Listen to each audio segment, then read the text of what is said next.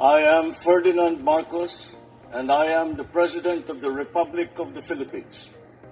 I stand today on behalf of 110 million Filipinos.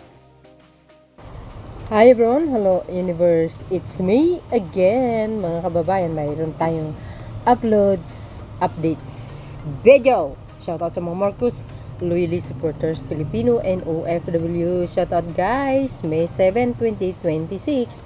Nako, maganda ito maganda ito. Ito pangunahan na lang natin mga kababayan.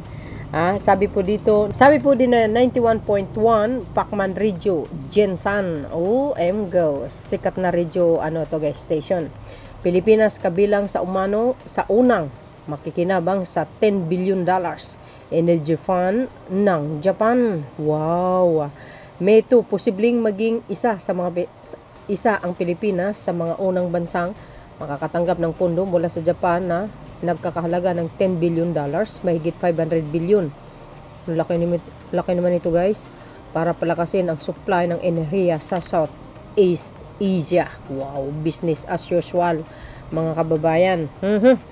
Ayon kay Kishida Fumio, may mataas na posibilidad na mapasama ang Pilipinas sa mga unang beneficiaryo ng naturang inisyatiba na layong tulungan ang mga bansa sa rehiyon na mapatatag ang kanilang energy supply chain. Oo nga, no? Parang kulilat ang Pilipinas, Pero in fairness naman sa Japan, ang ganda ng kanilang pamamalakad pagdating sa mga enerhiya na yan. Parang hindi sila nahirapan, Pero guys, mahal ang mga bilhin sa kanila, kaya yung bigas doon 100 plus, no? 100 plus yung per kilo.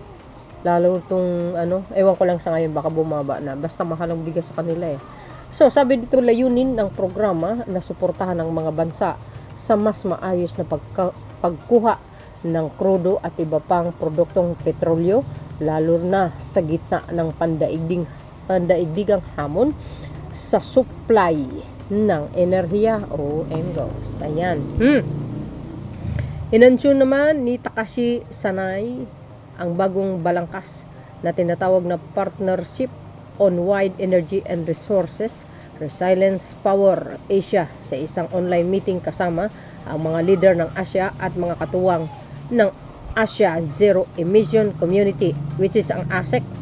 Bilang bahagi ng diplomatikong ugnayan, personal ding inaabot ni Kishida ang liham mula kay Takeshi para kay Ferdinand Marcos Jr.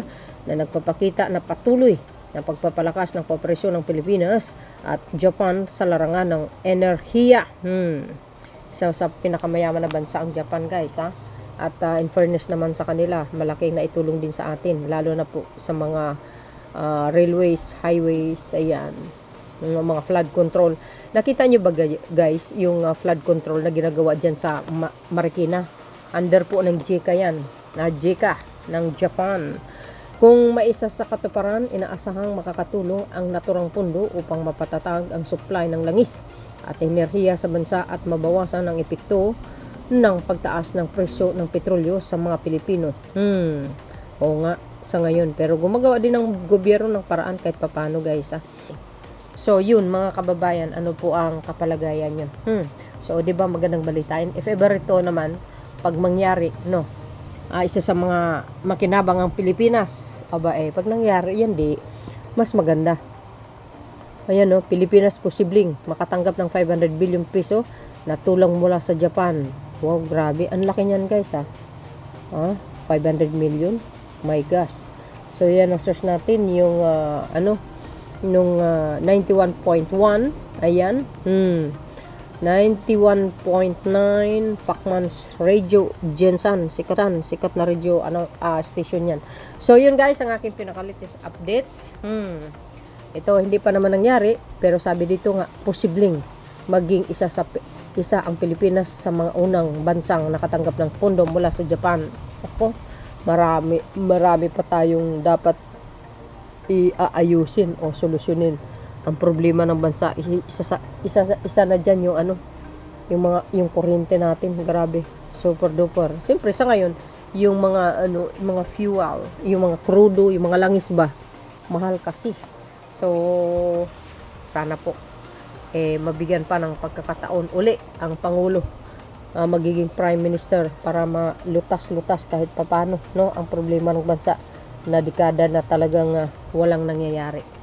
O ika nga, walang asenso sa ating bansa, guys. Hindi, totoo naman yun. 'Di ba? So, yun.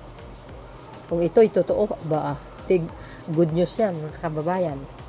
So, ito, inuuna ko lang na inform, pagdating ng panahon, pag ito totoo, maalala nyo itong video ko. Short lang, no? Pero malaman. Thank you guys for watching. See you again on my next upload. Bye bye bye and babush. God bless Philippines. Bye everyone. There's more. Follow me and likes.